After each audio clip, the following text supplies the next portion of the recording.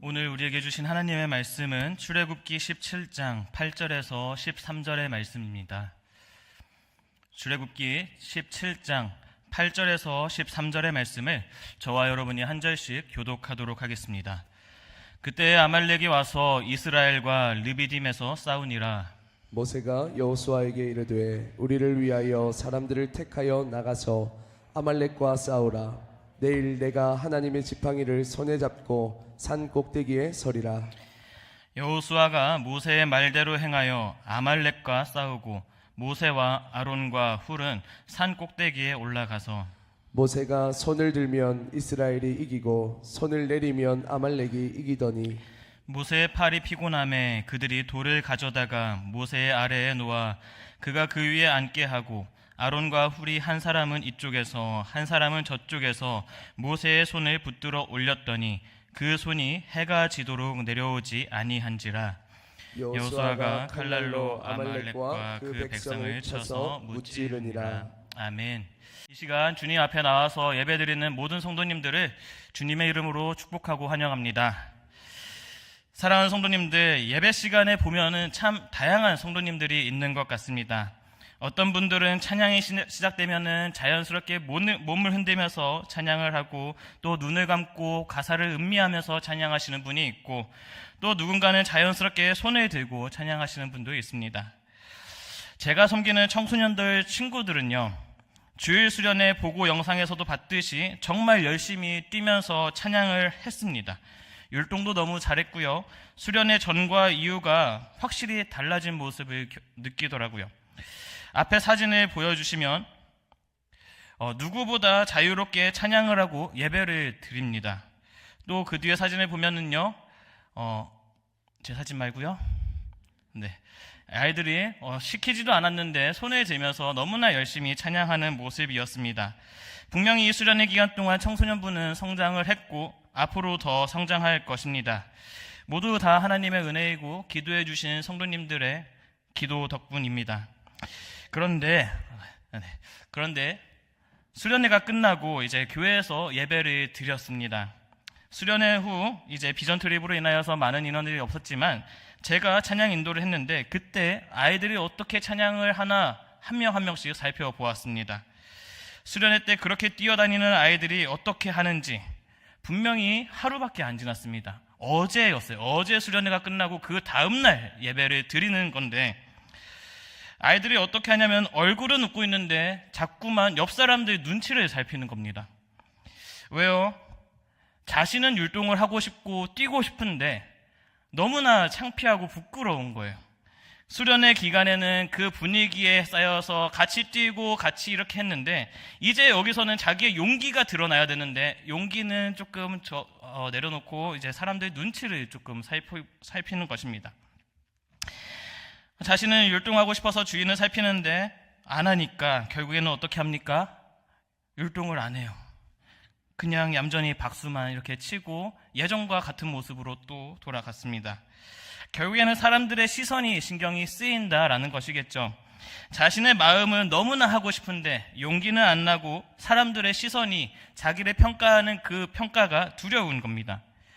기뻐 뛰고 싶고 마음껏 율동하고 싶고 찬양도 자유롭게 하고 싶은데 그것이 너무나 어렵더라고요. 어른들도 크게 다르지 않는 것 같습니다. 오늘 어떤 분들은 오늘 말씀 제목을 보고 속으로 불편한 마음을 가지시는 분도 계실 것 같습니다.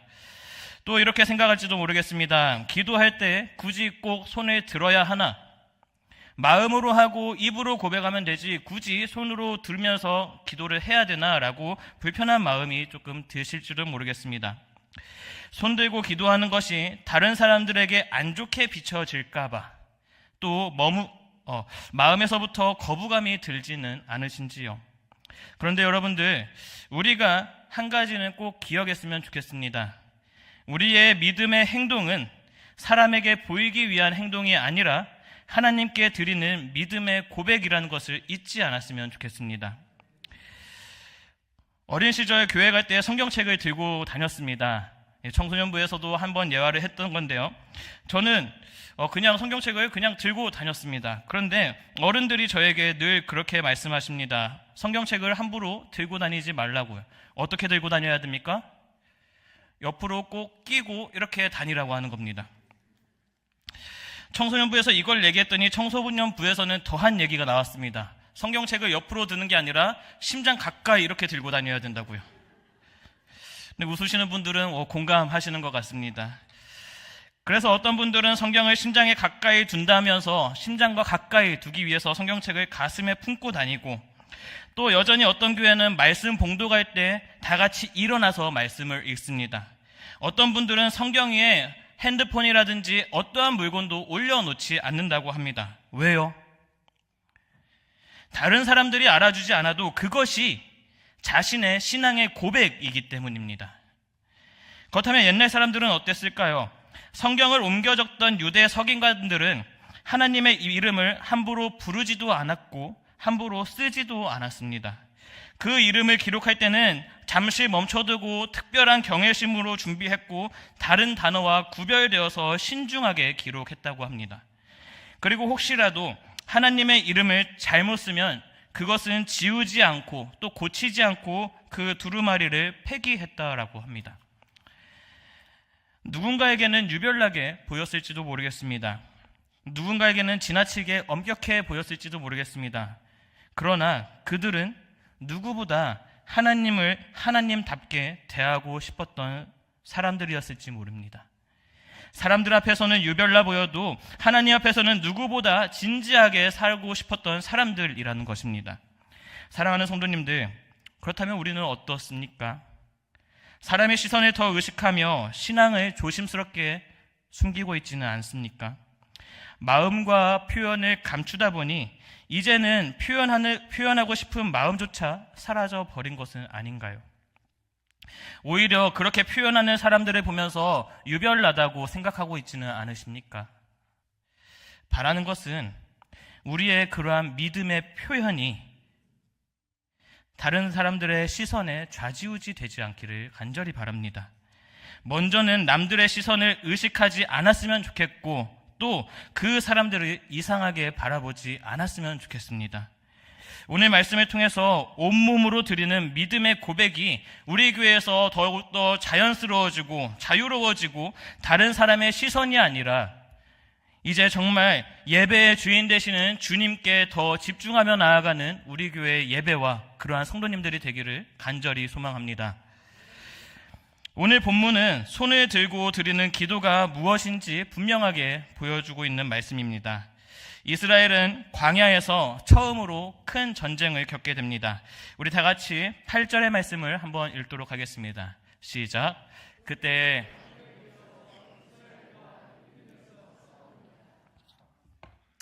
여기서 그때라고 말합니다. 그때는 이스라엘이 홍해를 건넌 지 얼마 되지 않은 시점입니다. 애굽에서 나온 지 얼마 되지 않은 시점이에요. 군대 훈련도 받지 못한 때였고 무기도 없던 때였고 전투 경험이 한 번도 없던 그러한 때입니다. 반면 아말렉은 어떤 민족입니까? 전투 민족입니다. 아말렉은 광야에서 오래 살아온 민족이고 습격과 기습에 능한 민족입니다. 그리고 약한 사람부터 공격하는 잔인한 민족이었습니다. 신명기 25장 18절에 보면은 아말렉에 대해서 이렇게 말합니다. 너희가 피곤할 때에 내 뒤에 떨어진 약한 자들을 쳤느니라. 노약자, 어린아이, 뒤처진 사람부터 먼저 노리는 이렇게 잔인한 민족이 아말렉이었다라는 것입니다. 이스라엘은 어떤 사람이었습니까? 전투는커녕 평생 노예로 살던 사람입니다. 벽돌 만드는 법은 잘 알지는 모르겠지만 전투라는 것은 아무것도 모릅니다. 얼마나 무서웠을까요? 얼마나 떨렸을까요? 애굽에서 나와서 인생이 확 피면 좋은데 그들에게 찾아온 것은 전투 민족이 칼을 들고 자신에게 향하고 있는 것입니다. 이제 겨우 자유를 얻었는데 여기서 전투에 능한 민족이 쳐들어오니까 너무나 겁나지 않겠어요? 모세를 원망하고 애굽에 나온 것을 후회하지는 않았을까요? 사람의 눈으로 보면 이 싸움은 이미 답이 다 정해져 있는 것입니다. 그런데 이러한 상황에 너무나 떨리고 두려웠을 것 같은 그러한 상황에 모세는 어떻게 하냐면요. 우리 다 같이 9절의 말씀을 한번 읽도록 하겠습니다.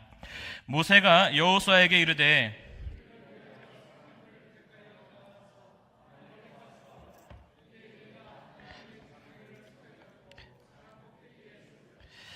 이 장면이 너무나 가슴에 와닿습니다.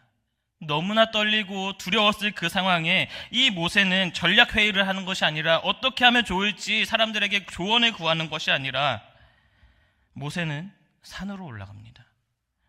산으로 지팡이를 들고 올라가 손을 들고 기도를 합니다. 왜일까요? 모세는 알고 있었기 때문입니다. 이 전투는 내 힘으로 하는 것이 아니라 내 능력으로 하는 것이 아니라 하나님이 도우셔야만 하는 싸움이라는 것을 알았던 것 같습니다. 그래서 그는 자신의 지혜와 다른 것을 구하는 것이 아니라 먼저 하나님 앞에 서게 되는 것입니다. 자기의 연약함을 인정하고 자기의 무능을 숨기지 않고 리더로서 얼마나 부끄러운 일일까요? 리더로서 눈앞에 있는 사람들은 전투에 임하고 있는데 혼자 산으로 가고 있는 모습이 얼마나 부끄럽지 않겠습니까? 그런데 모세는 산으로 올라가서 두 손을 들고 주님을 부르짖습니다. 하나님, 우리가 너무나 약합니다. 하나님, 우리가 너무나 부족합니다. 하나님, 주님 없이는 살지 못합니다. 이것이 손을 든 기도의 의미입니다. 하나님, 내 힘으로는 안 돼요. 하나님, 도와주셔야 합니다. 하나님, 내 힘으로는 도저히 어떻게 할 수 없습니다. 라는 것을 우리가 손을 들고 주님께 의지하며 나아가는 것입니다. 모세의 손에는요, 어떠한 자존심이나 체면도 없었습니다. 오직 한 가지였어요. 하나님 없으면 안 된다라는 것입니다. 이제 성경은 아주 놀라운 장면을 보여줍니다. 출애굽기 17장 11절의 말씀을 함께 읽겠습니다. 모세가 손을 들면 이스라엘이 이기고 손을 내리면 아말렉이 이기더니, 이 구절을 보면은 논리적으로 도저히 이해가 되지 않습니다. 전쟁은 어디서 하고 있습니까? 골짜기에서 여호수아가 하고 있습니다. 그런데 승패는 그 산 위에 모세가 손을 들면 이기고 있는 것입니다. 칼싸움은 앞에서 하고 있는데 결과는 모세의 손에 달려있는 것이지요. 하나님은 보여주고 싶었던 것 같습니다. 너희가 끝까지 나를 붙잡고 의지하며 나아갈 때 너희는 승리하게 될 것이라는 것을 보여주고 싶었던 것입니다. 손이 올라가 있을 때는 하나님을 붙들고 있을 때이고 하나님을 맡기고 모든 것을 의지하고 있을 때였습니다. 하나님은 그 손을 보시고 역사하신 것입니다. 중요한 것은 손을 드는 것에도 우리의 믿음의 고백이 담겨져 있다라는 것입니다. 하나님, 도와주세요. 하나님, 인도해 주세요라는 그러한 믿음의 고백이 이 손을 통해서 드러나고 있는 것입니다. 이제 성경은 아주 솔직한 장면을 보여주고 있습니다. 12절에 이렇게 기록되어 있습니다. 모세의 팔이 피곤하매. 이 한 문장이 참 현실적으로 다가옵니다. 위대한 지도자도 모세도 지치게 되어 있다는 것이죠. 이게 하나님의 뜻이라는 것을 누구보다 잘 압니다. 손을 들고 있는 것이 하나님이 원하시는 길이고 하나님의 뜻이라는 것을 분명히 알아요. 그런데 육체적으로, 정신적으로 지친다라는 것입니다. 성경은 이렇게 연약한 인간에 대해서 너무나 명확하게 얘기를 합니다. 하나님의 전능하심을 믿고 열심히 기도를 해도 지치고 흔들리고 내려놓고 싶을 때가 있다라는 것입니다. 손을 든다라는 것, 계속해서 유지하며 나아간다는 것, 계속해서 하나님을 의지하며 나아간다는 것이 그렇게 말처럼 쉽지가 않아요. 지금처럼 모세가 손을 들면 이기고 또 손을 내리면 지는 것을 봐도 이게 분명히 하나님의 뜻인 걸 알아도 그때까지, 하나님의 때까지 우리가 인내하지 못할 때가 너무나 많이 있다라는 것입니다. 우리도 마찬가지예요. 하나님께 너무나 뜨겁게 기도합니다. 눈물로 기도하고 전심으로 기도하고 처음에는 너무나 뜨겁게 기도를 해요. 그런데 내가 생각하는 그때에 하나님의 응답이나 상황이 바뀌지 않으면 우리의 마음이 지쳐만 갑니다.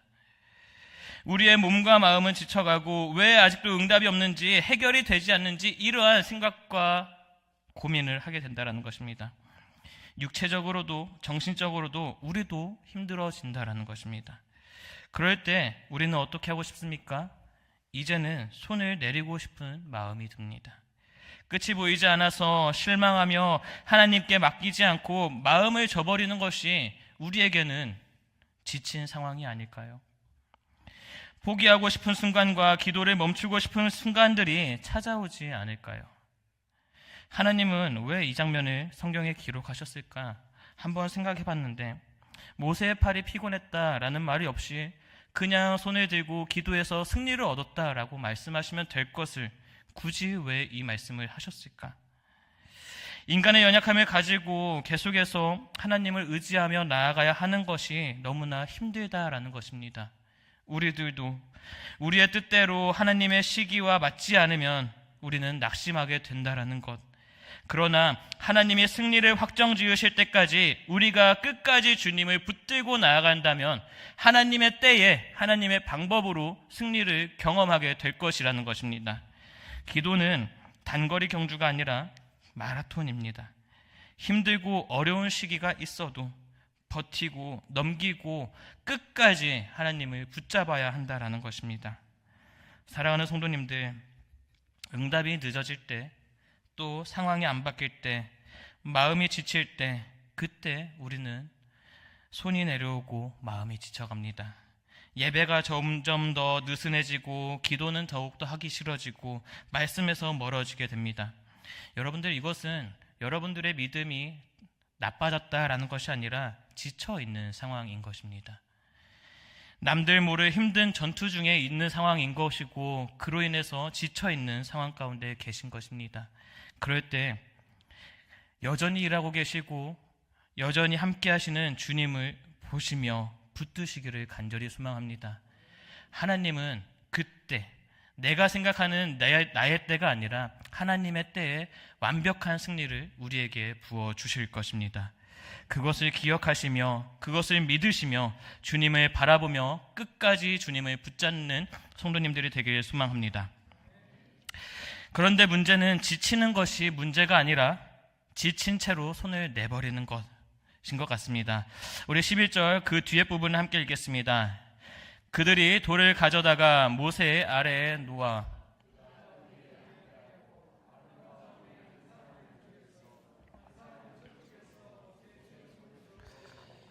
그 손이 해가 지도록 내려오지 아니한지라.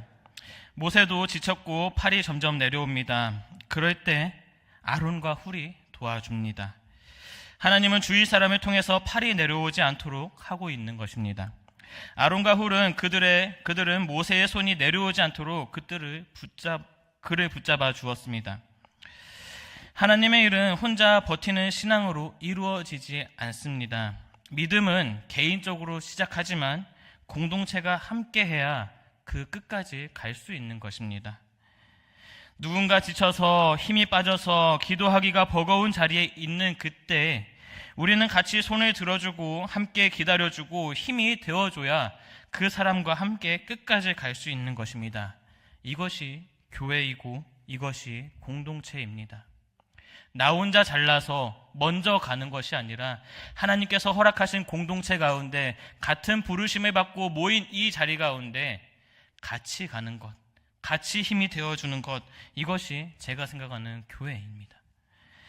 그 사람의 짐을 조금이라도 나눠주길 바랍니다. 갈라디아서 6장 2절은 이렇게 말합니다.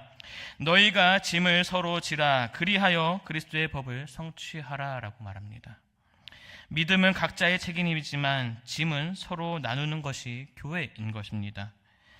우리가 개인주의가 점점 심해지는 요즘 세상, 우리 교회는 세상과 다르게 우리 교회는 서로의 짐을 지어주고 서로의 손을 함께 들어주며 함께 기도하며 함께 승리를 경험하는 교회가 되기를 간절히 소망합니다. 우리가 함께 손을 들어줄 때 함께 승리하게 되는 것입니다.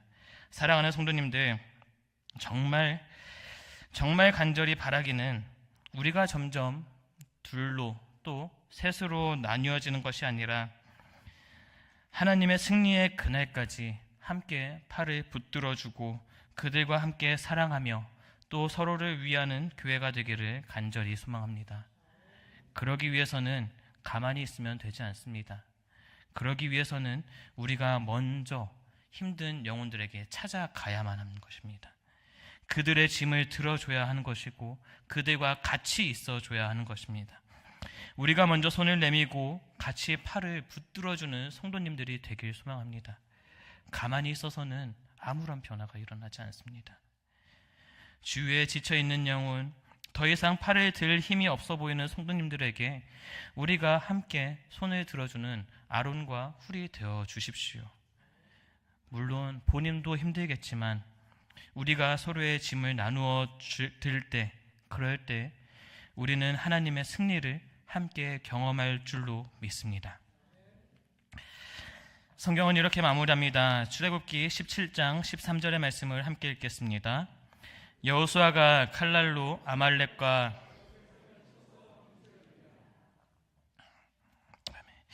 이스라엘이 이겼습니다. 왜 이겼을까요?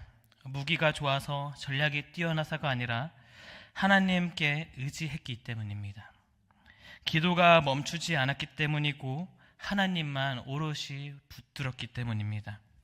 손이 올라가 있을 때 하나님은 그 손을 보시며 하나님이 싸우셨고, 손이 내려오지 않았을 때 하나님은 그의 길을 여셨고, 함께 손을 붙들고 주님께 의지할 때 그 공동체 가운데 승리를 허락하셨습니다. 사랑하는 성도님들, 오늘 우리는 무엇을 바라보며 무엇을 의지하고 계십니까? 사람들의 시선과 평가를 바라보고 두려워하고 계십니까? 또 세상적인 방법을 의지하고 계십니까? 아니면 이 모세와 같이 하나님의 전능하심과 신실하심을 신뢰하며 하나님께 두 손을 들고 하나님께 붙잡고 계십니까? 손을 들고 하나님만 전적으로 의지하는 순간 우리는 가장 안전하게 되고, 손을 들고 하나님만 바라보며 나아갈 때 우리는 가장 자유하게 되는 것입니다. 오늘부터 우리의 기도가 조금은 더 달라지기를 소망합니다. 하나님만 바라보고 하나님만 의지하며 우리의 믿음의 고백이 더욱더 자연스럽고 자유하는 그러한 성도님들이 되길 소망합니다. 언제까지요? 언제까지? 하나님이 승리를 확정 지으실 때까지. 지칠지라도, 내려놓고 싶을 때라도 우리는 끝까지 악착같이 손을 들고 주님을 의지하며 나아가는 성도님들이 되길 소망합니다. 오늘 말씀을 마치고 기도하는 시간에 우리의 손과 마음과 인생을 다시 주님께 올려드리길 소망합니다. 우리가 하나님께 손을 들고 기도하며 나아갈 때 우리의 삶의 문제, 또 가정의 문제, 교회의 문제, 여러 가지 어려움 가운데 지쳐있는 우리들 가운데 하나님이 놀라운 승리를 가져다 주실 것을 믿고 우리의 믿음으로 손을 들고 나아갔으면 좋겠습니다. 하나님, 우리의 힘으로는 안 됩니다. 하나님이 도와주셔야 합니다. 그러한 마음으로 우리가 주님의 역사하심을 기대하며 나아가는 기도의 시간이 되기를 간절히 소망합니다.